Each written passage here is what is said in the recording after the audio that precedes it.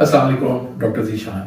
اچھا آج کا جو ٹاپک ہے وہ اس کی امپورٹنس ایک پیشنٹ اور ایک ڈاکٹر کے لحاظ سے بہت اہم ہے. دیکھیں ایک ڈاکٹر کے پاس ڈاکٹر کا کام کیا ہے کہ کوئی بھی اس کے پاس مریض جب آتا ہے تو اس کو مریض کو اس کی جو ہے وہ کیور کرے, نہ کہ سپریس کرے اس کے مرض کو. مطلب مکمل جڑوں سے اس کی جو ہے وہ اس کو کیور کیا جائے, اس کے جو ایشوز ہیں ان کو.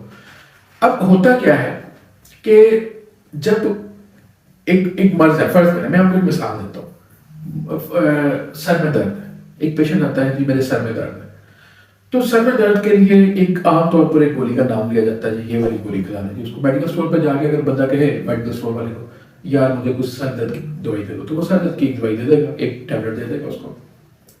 اب وہ جو سر درد کی گولی ہے کیا اس نے اس کے سر درد کو کیور کیا ہے یا اس کے سر درد کو سپریس کیا؟ کوسچن از دس. مطلب دیکھیں سر درد ہونے کی کئی وجوہات ہو سکتی ہیں. مثال کے طور پر سر درد ہونے کے لیے کانسٹیپیشن ایک اس کی کاز ہو سکتی ہے, گیسٹرک کاز ہو سکتی ہے, مطلب بہت زیادہ گیس پیٹ میں ہو جائے تو سر درد ہو جاتا ہے اس سے. سر میں چوٹ لگنا ایک کاز ہو سکتی ہے. آئی سائٹ کا ویک ہونا ایک کاز ہو سکتی ہے. بے آرامی کاز ہو سکتی ہے. کئی وجوہات ہیں جن کی وجہ سے سر میں درد ہو جاتی ہے.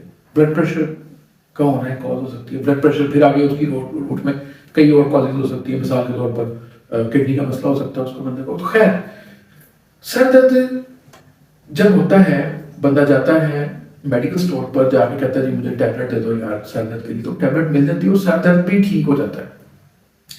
لیکن جس مسئلے کی وجہ سے سر درد ہوا تھا کیا وہ ٹھیک ہو گیا؟ کیا وہ کیور ہو گیا؟ نہیں, وہ کیور نہیں ہوتا. وہ کیور نہیں ہوتا بلکہ وہ سپریس ہو جاتا ہے. ہم اس کو ہائڈ کر دیتے ہیں. ہماری باڈی کے اندر فرض کریں کانسٹیپیشن کا مریض تھا, اس کو قبض تھی, قبض کو اس نے فیل نہیں کیا, اس نے اس کو اگنور کرتا رہا.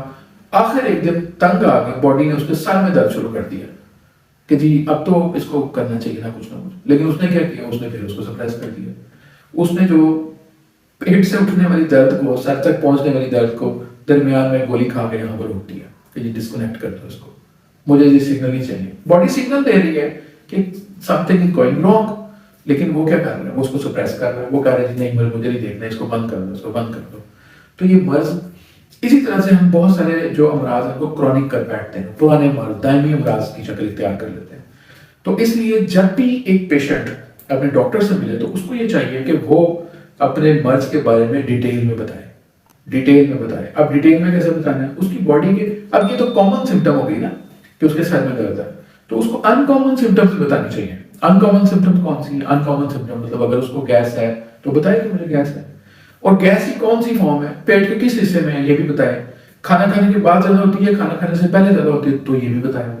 اسٹول اگر پاس نہیں ہو رہا یا کانسٹیپیشن کی کیفیت ہے تو اس کو بتائے ڈاکٹر کو اپنے کہ مجھے اس طرح کی کانسٹیپیشن ہے. اگر میرا اسٹول پاس ہوتا ہے تو اس کی کیفیت یہ ہوتی ہے, اس کا رنگ یہ ہوتا ہے.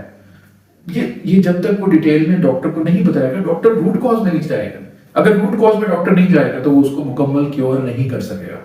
تو اس لیے جب بھی ڈاکٹر کے پاس آپ جائیں اپنے مرض کے بارے میں اور اس مرض کے ساتھ ان کامن سمٹم جو باڈی میں چل رہی ہیں وہ بھی ضرور بتائیں آپ. اچھا یہ بتانے کے ساتھ ایک اور چیز جو ہے کہ آپ کی باڈی سمٹم دیتی ہے آپ کو, مطلب جہاں پہ کئی پرابلم کو چل رہی ہے, مطلب بخار جب ہوتا ہے تو باڈی میں ہیٹ محسوس ہوتی ہے. ہمیں تو ٹیمپریچر فیل ہو رہا ہے, تھرمامیٹر پہ جب ہم چیک کرتے ہیں تو ٹیمپریچر فیل ہو رہا ہے. لیکن اس کے پیچھے کیا ہوتا ہے, پیچھے کوئی نہ کوئی باڈی کے اندر انفلیمیشن ہوتی ہے, باڈی کے اندر کچھ نہ کچھ انفیکشن چل رہا ہوتا ہے, کچھ نہ کچھ ایسی پرابلم ہوتی ہے جو ہماری باڈی اس کو فیور کی شکل میں ہمیں دکھاتی ہے. تو اب اگر ہم صرف بخار کو ٹھنڈا کرنے والی گولی کھا لیں, وہ بھی وہی گولی ہے, تو اگر وہ گولی کھا لیں تو کیا وہ مسئلہ کیور ہو گیا؟ مسئلہ کیور نہیں ہوا, وہ اندر ہی اندر بڑھتا رہے گا. تو اس کو بڑھنے سے روکنے کے لیے ہمیں ان سمپٹمز پر common and uncommon symptom دونوں کو بتانا چاہیے. اچھا جی, اب ہماری باڈی سمپٹمز ایک تو ہمارے پیتھولوجیکلی سمپٹمز آتے ہیں کہ یہ بیماری ہے, یہ بیماری, یہ مسئلہ, صبح کے وقت یہ مسئلہ, شام کے وقت یہ مسئلہ, اس وقت میرے مسئلہ اسپیسیفکلی آتا ہے, اتنے بجے میرا مسئلہ شروع ہوتا ہے. یہ ساری چیزیں بتانی. یہ تو ہماری جسمانی کیفیت ہے.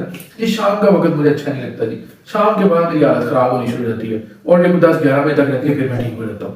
لیکن کچھ کہتے ہیں کہ رات کے وقت میری حالت خراب ہے, صبح ہوتی ہے تو ٹھیک ہوتا ہوں میں, دن چڑھتا ہے جیسے جیسے میں ٹھیک ہو جاتا ہوں, جیسے جیسے شام ڈلتی ہے, رات ہوتی ہے تو میں بیمار ہو جاتا ہوں, یا رات میں ٹھیک ہو جاتا ہوں اور دن میں بیمار ہو جاتا ہوں. تو یہ بھی کیفیت ہے, جسمانی کیفیت ہے. جسم جو ہے وہ آپ کو وہ دیتا ہے, سمپٹمز دیتا ہے اپنی. لیکن ان سے بھی زیادہ امپورٹنٹ جو سمٹمس ہیں، ٹھیک ہے یہ تو باڈی نے بتایا ہمیں ان کے مطابق بھی اس کو کیور کرنا ہے، لیکن ایک امپورٹنٹ جو چیز ہے جو اس کی ذہنی کیفیات ہے، جو نفسیاتی کیفیات ہے، اس کی انزائٹی ڈپریشن کیسا ہے، اس کا لیول کیا ہے، انزائٹی اس کو کتنی ہوتی ہے، خواب اس کو کیسے آتے ہیں، وہ کیسی چیزیں اس کو اچھی لگتی ہیں، کیسی چیزیں بری لگتی ہیں، وہ سوشلائز رہنا پسند کرتا ہے یا بالکل کمرے میں بند کر کے رکھنا چاہتا ہے اپنے آپ کو، وہ کھلی فضا چاہتا ہے یا کمرہ بند، اس کو کھلی فضا پسند نہیں ہے۔ تو یہ جو کیفیات ہیں، یہ اس کی جو ذہنی کیفیات سے اصل میں باڈی زیادہ بہتر انداز میں سے سمٹمز دیتی ہے، اور یہ وہ سمٹمز ہوتی ہیں جن میں ہم سمجھ لیں کہ پوری باڈی کا سی ٹی اسکین ہو جاتا ہے۔ تو جب بھی اپنے ڈاکٹر کو آپ نے بتانا ہے اپنے مرض کے بارے میں، تو آپ نے اپنی جسمانی کیفیات جہاں بتانی ہے وہاں پہ آپ نے اپنی ذہنی کیفیات بھی بتانی ہے۔ آپ کو ہنسنا اچھا لگتا ہے، آپ کو رونا اچھا لگتا ہے، رونا کتنا آتا ہے، بعض لوگوں کو رونا بہت آتا ہے۔ اب رونے کی بھی کیفیت، مثال کے طور پر ایک بچہ ہے، اب بچہ تو نہیں خود بتا سکتا کہ مجھے کیا مسئلہ ہے، مطلب اگر 1 سال کا بچہ ہے وہ بولتا بھی نہیں ابھی، تو وہ نہیں بتا سکتا کہ اس کو کیا مسئلہ ہے۔ تو اب اس کا رونا اس کا مرض کی پہلی انڈیکیشن ہوتی ہے والدین کے لیے کہ رو رہا ہے بچہ، چپ ہی نہیں کر رہا، کیا مسئلہ ہوگا، کھا بھی رہا ہے یا کھا بھی نہیں رہا ہے۔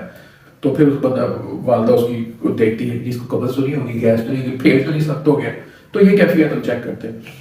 اب یہ جو رونے کی کیفیت ہے نا، مطلب اس سے ایک اچھا ڈاکٹر جو ہے وہ صرف رونے کی شکل بنی ہوئی کیفیت دیکھ کے اس کو ڈائگنوز کر سکتا ہے کہ اس کو یعنی اس کی میڈیسن کی ضرورت ہے۔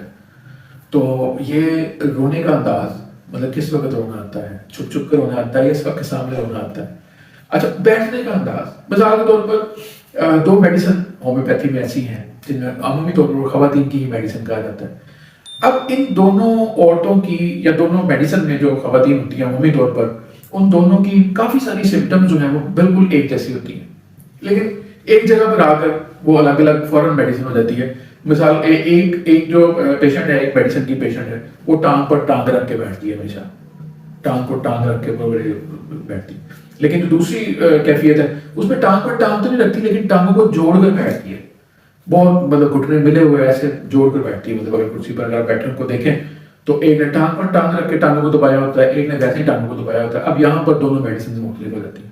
اب یہ اس کی کافی ساری کیفیت ہے اندرونی جو صرف ایک پوسچر سے اس کا پتہ چل رہا ہے۔ تو یہ جو میڈیسن جب بھی علاج کے لیے ہمیں ڈاکٹر کو بتانا ہے تو ہماری ذہنی کیفیت، جسمانی کیفیت تو پتہ چل جاتی ہے جس کی وجہ سے ہم ڈاکٹر کے پاس جاتے ہیں، لیکن ہمیں ذہنی کیفیت بھی ضرور ساتھ بتانی چاہیے۔ اس سے بہت اچھی میڈیسن کی سلیکشن ہو جاتی ہے اور آپ کی جو کیور کا راستہ ہے وہ آسان ہو جاتا ہے، جلدی مریض ٹھیک ہو جاتا ہے۔ اس پر میں انشاءاللہ اور بھی ڈیٹیل میں بات کروں گا، اگلے میرے لیکچرز آئیں گے انشاءاللہ، ان میں اور بھی ان چیزوں کو میں فوکس کروں گا کہ کیس ٹیکنگ کے حوالے سے کون سی چیزیں امپورٹنٹ ہیں۔ آج کے لیے اتنا ہی ہے، اجازت دیں، اللہ حافظ۔